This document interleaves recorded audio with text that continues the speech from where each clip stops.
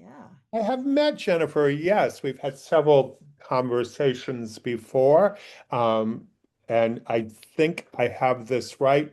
By day, Jennifer is a graphic designer. Yes, web Yes, development. Hmm. good. No And wonder the website looks so good. yes.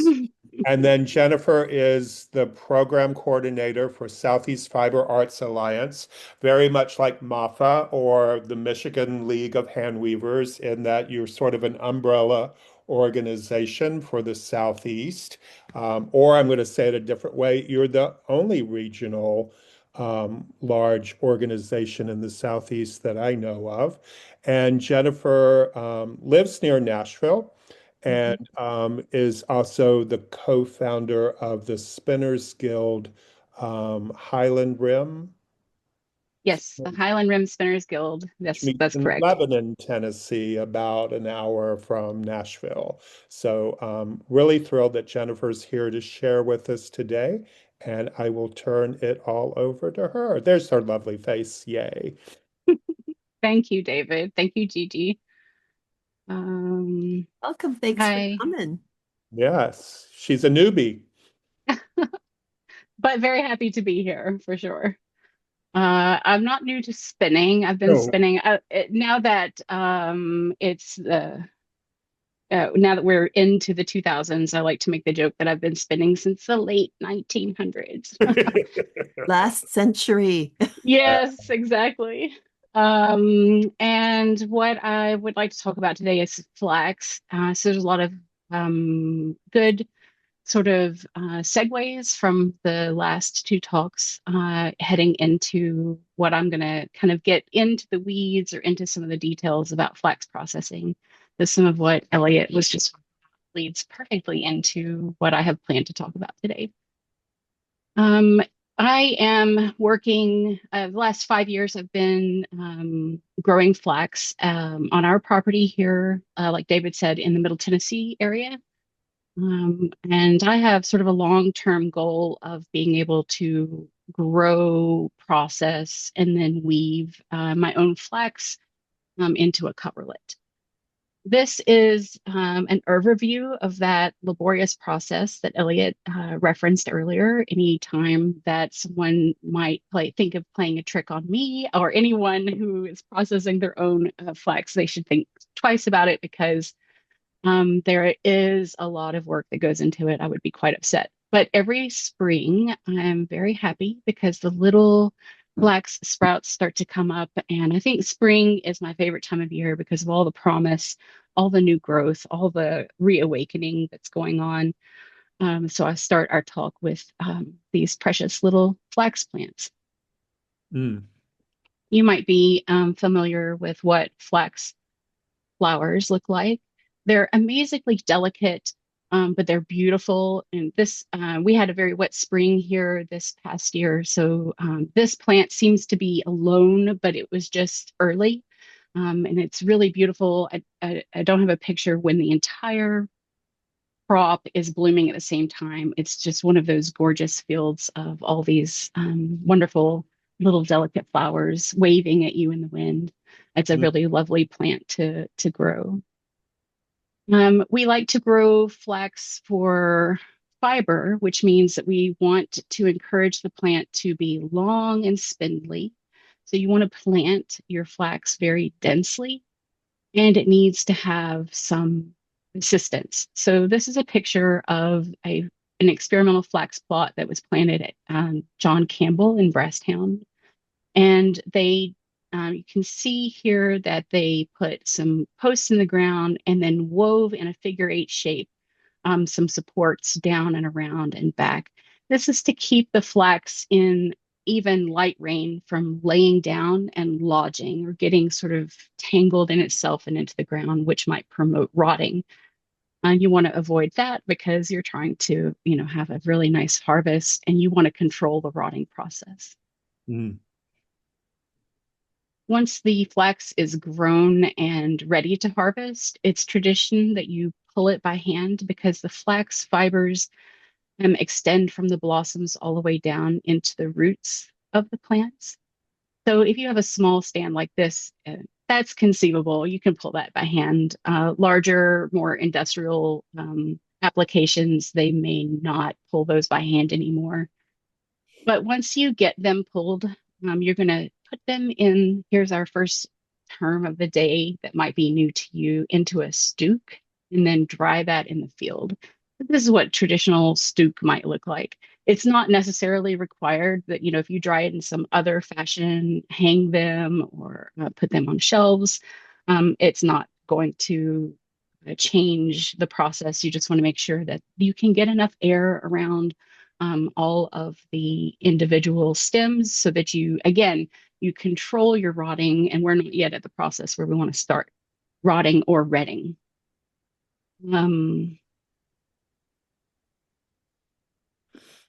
So once they start to look, in my mind, they start to look like straw. And especially if I'm speaking to non-spinners, I can usually say, think about those fairy tales of Rumpelstiltskin, where he was supposed to be spinning straw into gold. And we start to remind people that fibers, especially non-spinners or people who aren't familiar, that fibers come from the natural world. So after our plants are dry, our individual stooks here are dry, we're going to use a tool called a ripple. This is Elizabeth Love. She's standing beside her. She is a collector. She has a very impressive and very nice collection of flax tools. Ripples would be used to remove the seed heads from the plants. So you want to preserve your seeds because you're going to plant in the future, or because you're going to feed livestock, or you're going to press the seeds for oil. There's a variety of reasons that you want to remove the seeds before you continue processing your flax fiber.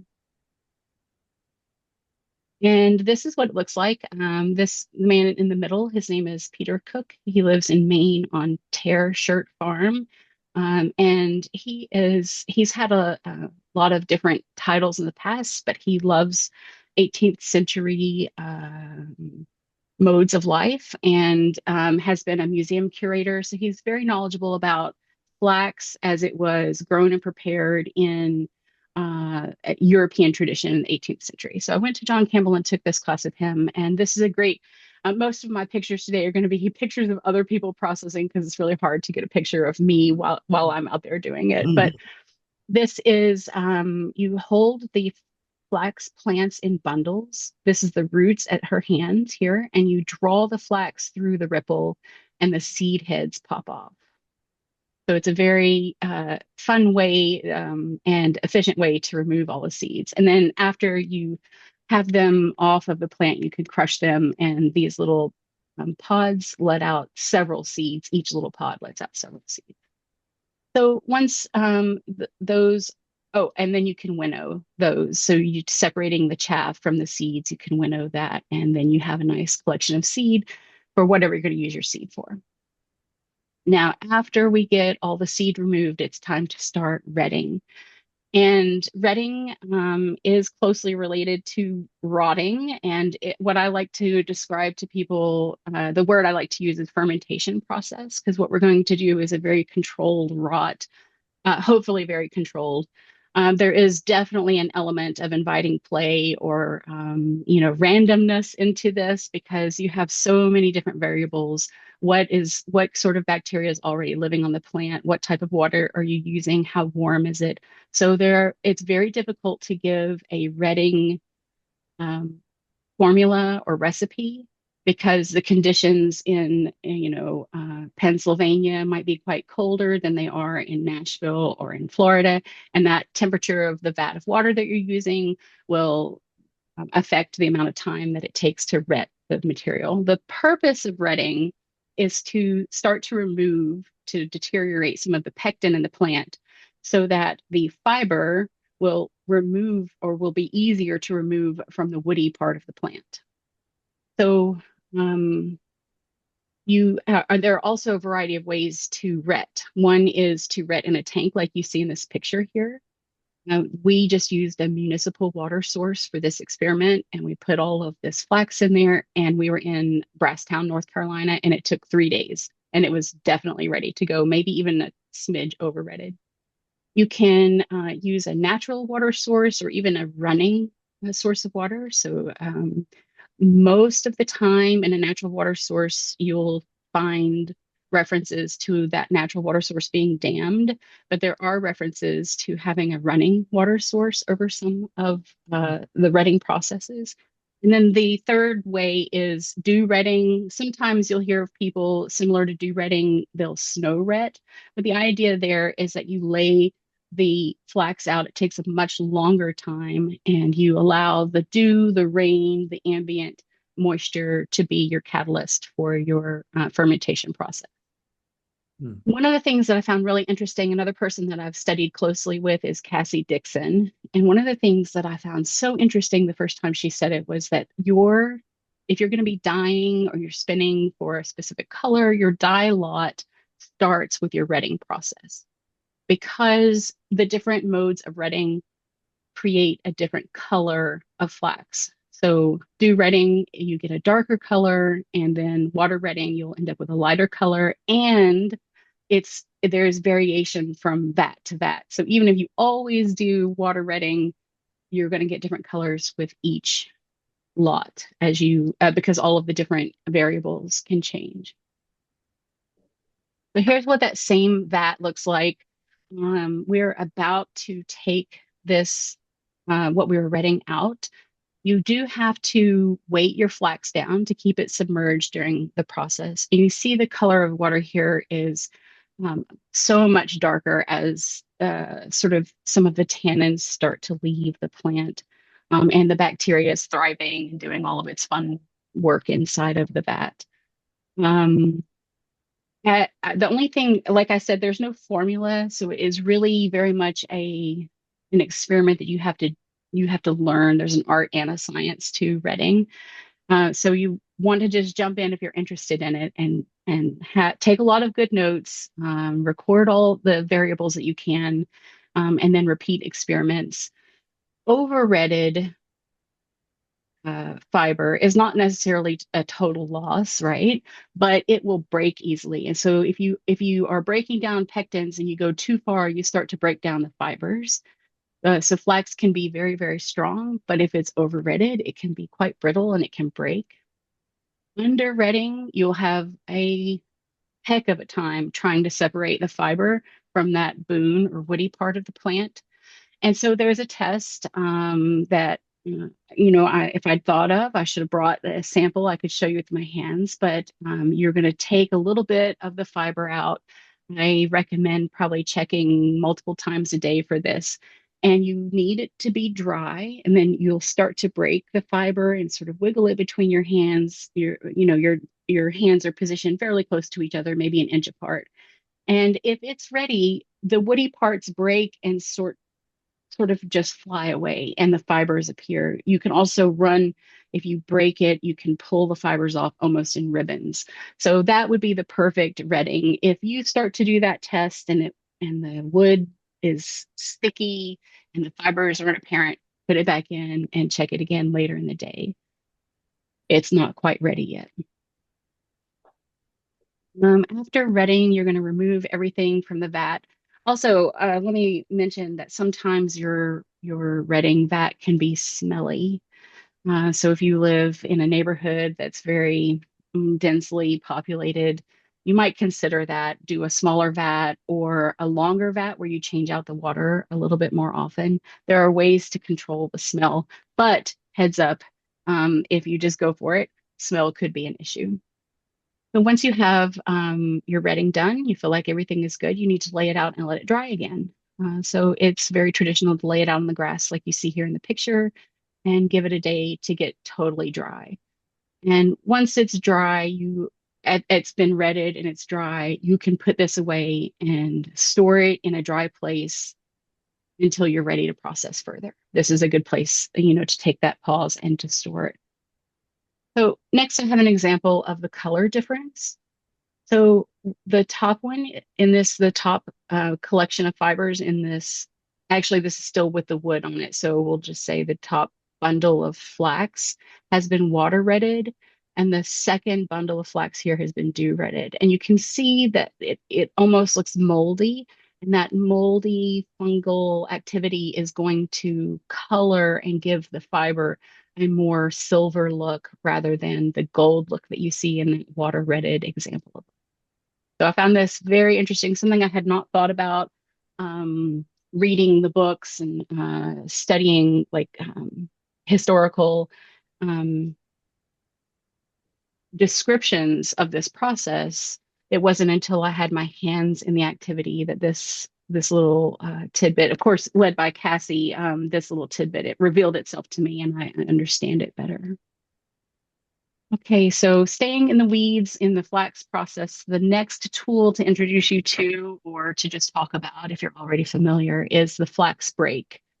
This lovely tool is loud and makes a whole lot of mess and is very dusty.